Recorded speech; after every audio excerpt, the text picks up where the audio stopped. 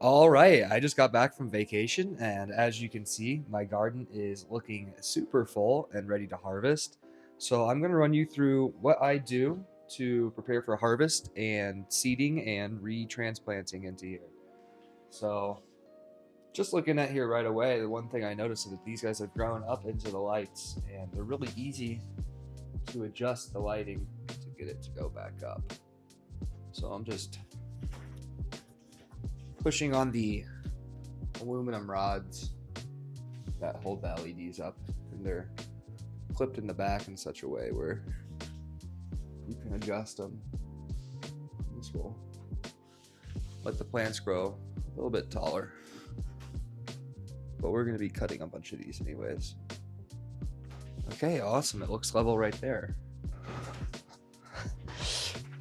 All right, so I grabbed some bowls and a bunch of the stuff up here looks ready to harvest. I'm just going to start with what's right in front of me, and that is this beautiful head of romaine lettuce. So I guess I'm just going to show you how to harvest with the roots. You could either, let's see if I can't get you guys a little closer here. There we go. We'll raise this guy up. There we go. Perfect. So we could either cut this right at the base right here, or we could take the roots with it, and that just depends on how you want to store it. It's typically called living lettuce when the roots are on it, and it will store for a little bit longer. So I've got a bowl right here. Boom. You can see that let's make sure I'm getting this right now. Yeah, the root system is nice and compact here. And I'll probably go ahead and end up cutting all of these and putting them in a Tupperware or a bag for storage. And let's see, I'm gonna pull off the cup right here. And it separates. You can see a bunch of roots came with it, so totally okay. And when you're harvesting from the system and you are removing a full plant like that, you need to remember that if you leave the roots in there, the roots are going to break down in the system, and it's one of the ways the system can get dirty quickly is if you do not take care of the whole root system. Let's go ahead and go for some herbs next. These are basil right here, and cilantro in the back, and dill. I am not going to take these whole plants away right now. We're just going to cut portions of them, and they'll grow back even bushier. So let me make sure that you guys can see what I'm talking about here.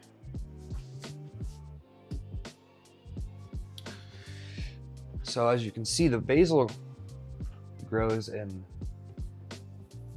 leaf sets, like a tree, you know? And so if I were to want to take some basil from this and prune it in a way where it would still grow, you want to cut right above what we call the node right here. And the node is where the plant splits off into individual leaves. And just go ahead and cut it there. Let's kind of bring you in for a little closer look. So you can see just barely, there are two little things in between the nodes right here, and those are going to sprout out and grow two branches off this main thing. So a lot of people are worried about cutting plants because they think it will discourage growth, but this is just going to encourage growth. So we're going to cut these pretty far back here, all the way to the first node. Awesome. That is going to be one happy basil plant in a little bit.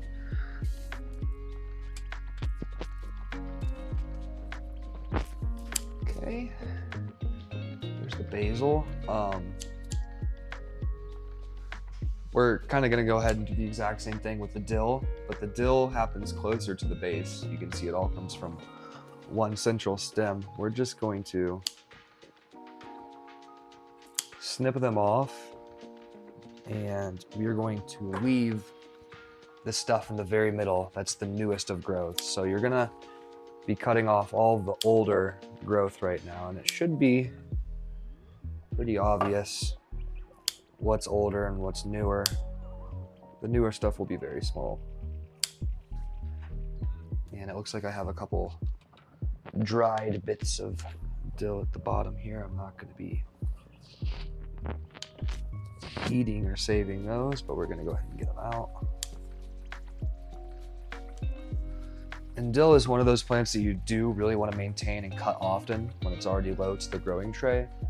And that is because it can easily bolt and go to seed. And when it does that, it grows really tall. So that's probably what we're seeing here. This still does look great, but I bet if I left it for another week or two, it would definitely bolt. And in the case of dill, it produces this super fine, super yellow pollen. And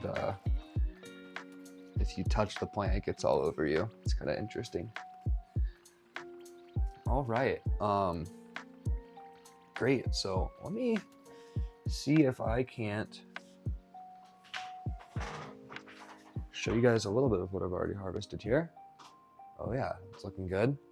Now let's go ahead and bring you close to the arugula right here. And the arugula is also doing some of that bolting that I was just describing. So we'll pull the whole plant out. You can see I've harvested a bunch off of this, and those leaves in the back are great. But this right here, and this is a flower that it's starting to produce, and we don't want that. We want to only grow the vegetative portion of these things. And if you were to eat the leaves on here, chances are it's kind of turned really bitter and can kind of have like a milky white substance in it. That's just because it's producing some of the reproductive tissue in the plant, and it's not going and making that vegetative structure that we're so used to eating. So for this arugula, I'm just going to go ahead and prune all of those really tall and lengthy pieces off, and you'll tell that they aren't the typical leaf that you're used to harvesting. So that was one of my arugulas. It looks like all of my arugulas are currently getting ready to bolt too. You can see right here, it's got this long, spindly guy. And at the top, we've got a flower coming out. And you don't want to eat that. So we're going to go ahead and clip that. Let's see. All the way at the base right here. All the way. And if there's any others.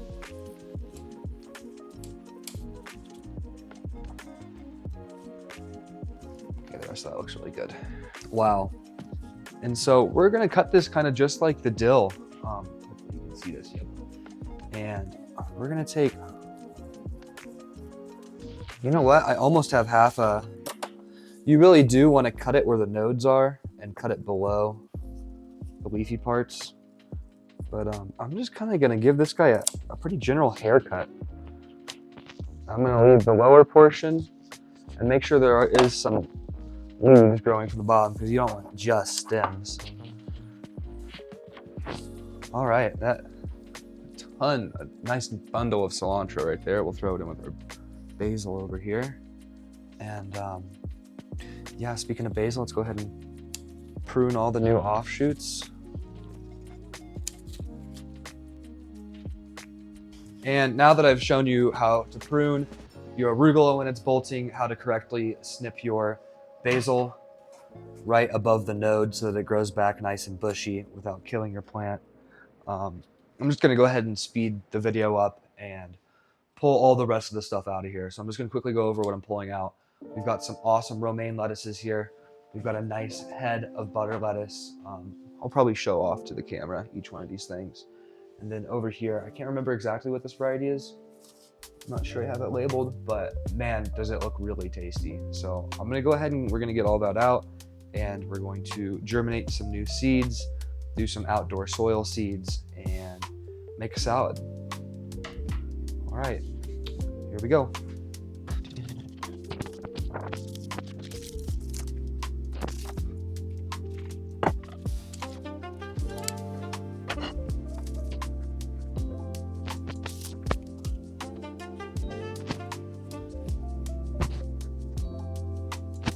Wow, look at how long those roots are.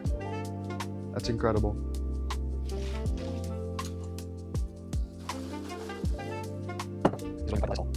Wow.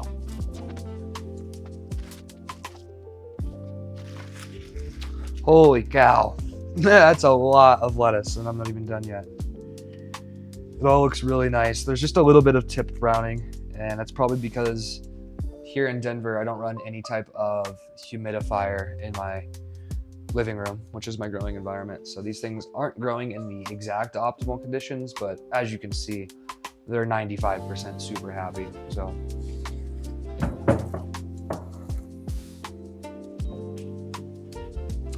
I actually think I have to go drop these lettuces off and be back for the next batch. Wow, that was just a little bit lanky, just growing in the far corner. This is huge butter. Wow, sweet. Okay. Wow. Incredible. Look how healthy that guy is. Incredible. All right, second load of lettuce going to drop off. All right, I need to take you guys over to my kitchen quickly. The amount of lettuce that we just got is insane. Look at this. Beautiful, beautiful lettuce. All right, we're going back.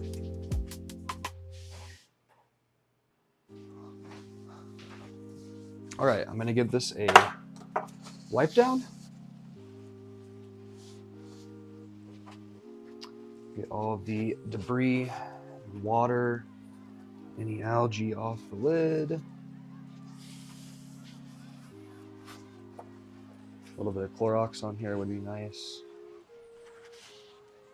This is a sterile hydroponic system. Everything to be as clean as possible so that the chance of a pest outbreak is low.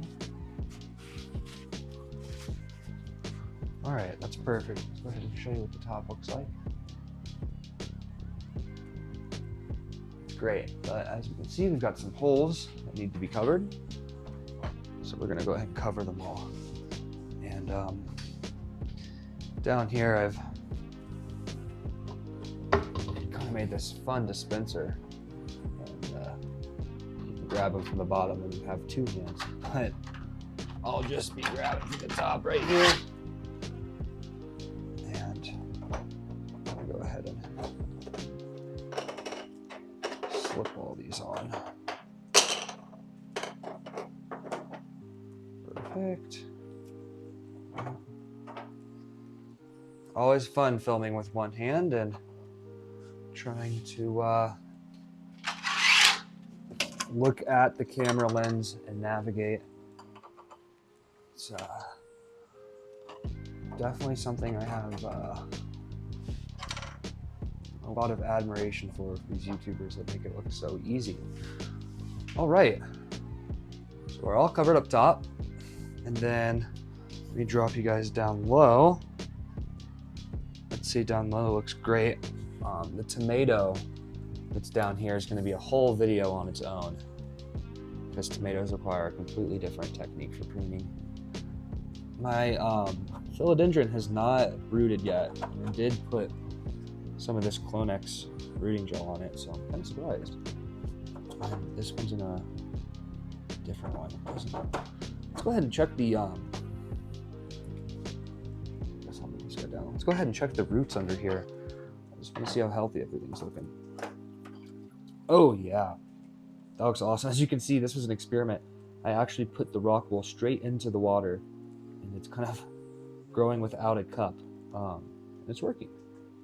It's always fun to experiment. Let's check these guys. Oh yeah, beautiful. And that's a blob of hot glue, don't worry.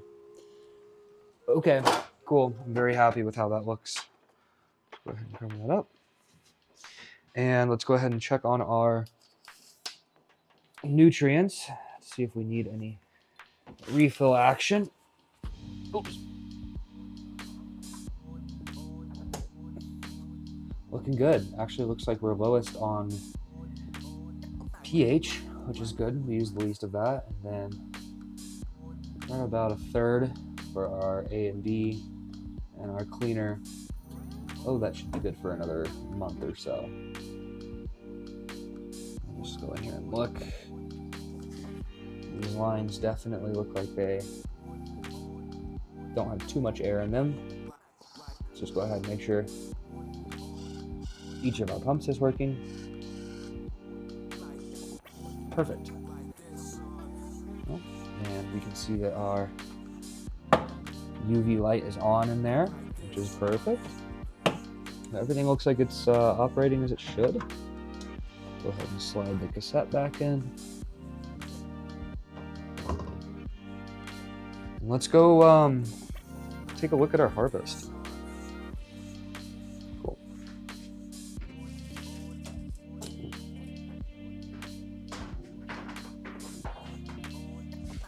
Oh yeah, look at that. Woohoo! Man, that is something else. I feel like I need to put something for scale in there. How about a water bottle?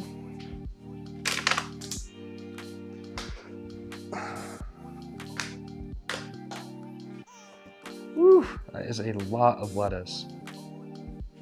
My goodness, a lot of this stuff is just super duper healthy looking. Just a little bit of it has that tip burn issue that I was describing, but that is what scissors are for. You just cut a little bit of that off and boom. It's just not a gorgeous head of butter lettuce.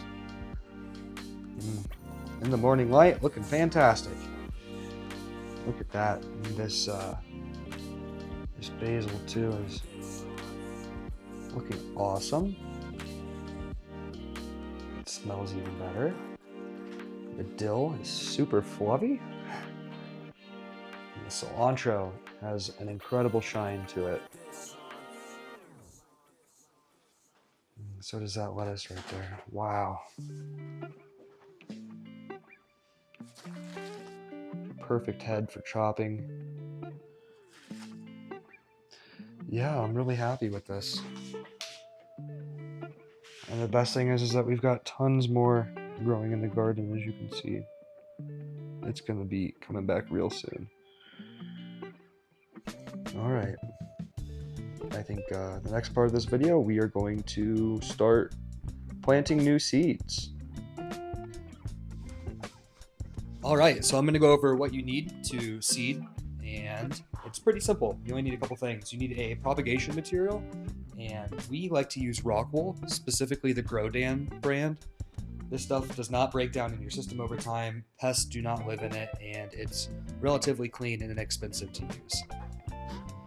And our seed provider is Johnny Seeds. I'd highly recommend searching and finding a reputable seed supplier. The ones in the grocery stores and the hardware stores don't always have the best germination rates. Sometimes they're old, they've been out in the warehouse forever. Johnny Seeds works with universities around the country and helps bring new cultivars that universities develop to consumers quickly. And you're able to get some really high quality, awesome varieties through Johnny Seeds. And then lastly, you'll want a humidity tray and a dome. This is where your seedlings are going to live for the first 2.5 weeks. Then we'll put it down there. Cool.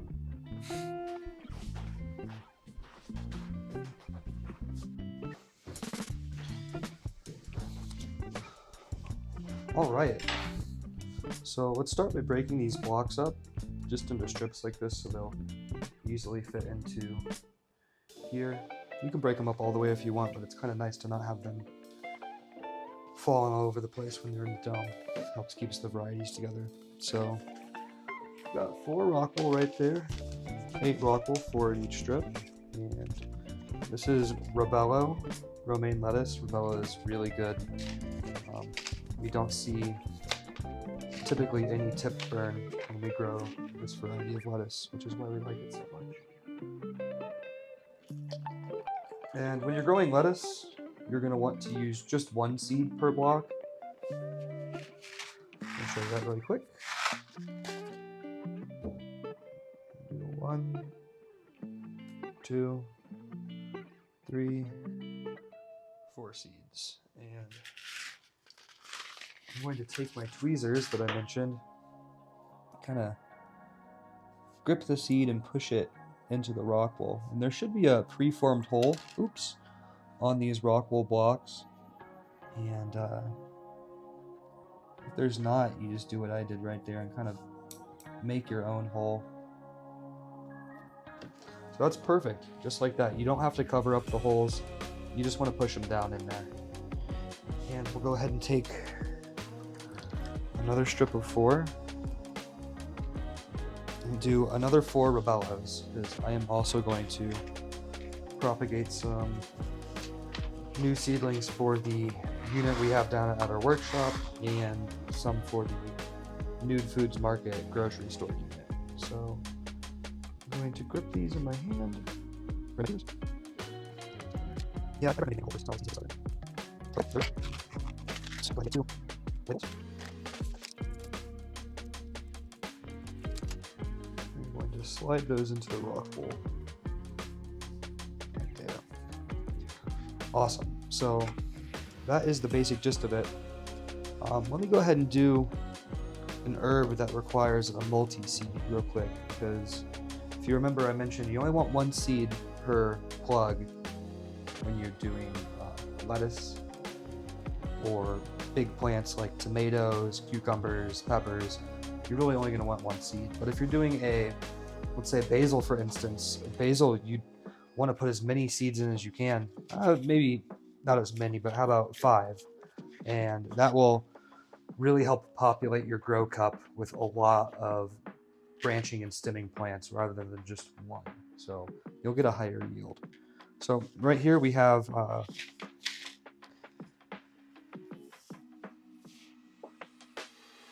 thought this was Prospera basil, but it is not Prospera basil. This is a DMR CG1 F1 palleted, and that's just a code for a variety right there. I really do like this. It has mildew resistance, which you sometimes see in indoor farms with stagnant air and tightly packed growing areas. So I'm gonna go ahead and open up some holes on here. As I mentioned, we're gonna plant quite a few of these basils into these blocks. So these are also the pelleted kind. Pelleted's pretty convenient. And we are going to put in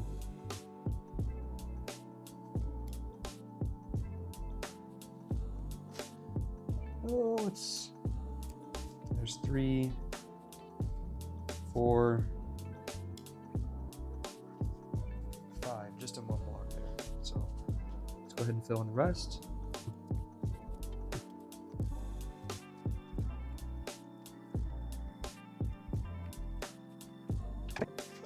There is 5 in each of those plugs.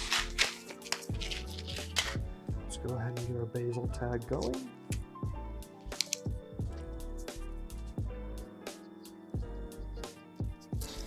And I pretty much just showed you the gist of how to seed your plugs. If you're doing an herb, you're going to want to do multiple seeds. If you're doing a lettuce or something that's large and you really only want just one seed. So I'm going to go ahead and continue to seed with additional varieties here, and I will get back to you guys when that is done. All right, I just finished propagating all of these plugs, and I'm just going to go over what we have here. We've got Rubello, which is a wonderful Romaine, and there's just 1 seed in each of these. This is our basil. This is seeded with 5 seeds for every plug. Butterhead, 1 seed per. This is Vulcan. It's a leaf lettuce. It's really nice and colorful. Just 1 seed for those. Cilantro has about 4 seeds in each plug. I mean, garlic chives has maybe 6 or 7 little seeds in each plug. So now that I have that all seeded and they were all soaked just for a little bit in the water, there's not a ton more water that needs to be added here. I'm just gonna kind of get the humidity dome nice and moist, and go ahead and put that on, and we will close up our holes. And right away you're going to want to go ahead and put them under the lights, position them there, And they probably won't emerge for about 1, 2, or 3 days. And when they do emerge, you're gonna want that light to be on, or else it's gonna go searching and the stem will become elongated and fall over. So it looks like our light's just a little bright down there. You can go ahead and turn that down to about maybe half or a quarter of the strength that we run the other lights at. And so yeah, that's perfect. We're going to wait about, I would say 2.5 weeks to put these plants into our system. You're gonna want them to have an established root system when you put them into the cup. And just so you know what that looks like, let me see if I have a cup laying around. All right, let me go grab a cup real quick. All right, so I got my cup and we're gonna come over here and we're going to act like one of these cilantros has already germinated and there's a lovely little green forest on top and some roots on the bottom. We're going to put that into our cup and take our light blocking cover off of the hole and slide it in. The first model of our gardens have a twisting lock cup. The new model, it just slides up and down. So yeah, you'll want to, again, plant these into your system maybe 2 to 2.5 weeks after you first seed them. And that's so that they develop a nice root system.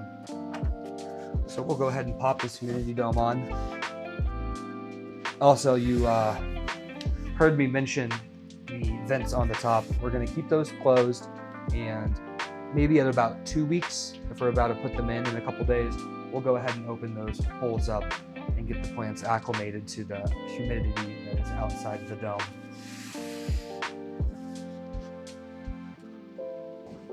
All right, so that was an awesome harvest day. That is fairly typical of how harvests go. It's pretty quick to go ahead and chop everything out of there, and then seeding your seeds does take a little bit of time, but it's nice to plan that out and kind of have seedlings always ready to go in, because you're taking stuff in and out, and if it takes 2.5 weeks for it to grow up, it's kind of a bummer if you were to harvest everything clean and then not have anything for 2.5 weeks. So it's a good idea to plan things out and stagger them according to how much you're using. So let's go ahead and just show off the garden real quick before I leave everybody. Up top's looking great. That dill has a ton of space to grow. We went and showed you how to prune these basil plants just right above the nodes. And these are gonna bush out like crazy. We showed you how to prune the bolt on your arugula. And then down here, these are all plants that are going to be growing over the next several weeks, and then they will be harvested and replaced. Except for this tomato guy right here. This tomato is going to have special pruning, and I will be doing a video just for the tomato. And then we also showed you how to propagate your own rockwool plugs. These are going to be ready in about 2.5 weeks. And from there, we'll move them up into the system. And the perpetual harvest cycle continues. So that will be the end of this video. Thank you guys very much for watching, and stay tuned for more videos in the future. We're going to do a cleaning video and a water fill-up video. Tons of videos, and then hopefully we'll do a really nice build video here in the future where Will and I are mic'd up and have all of our filming equipment in the workshop. That'll be really cool. All right, later guys.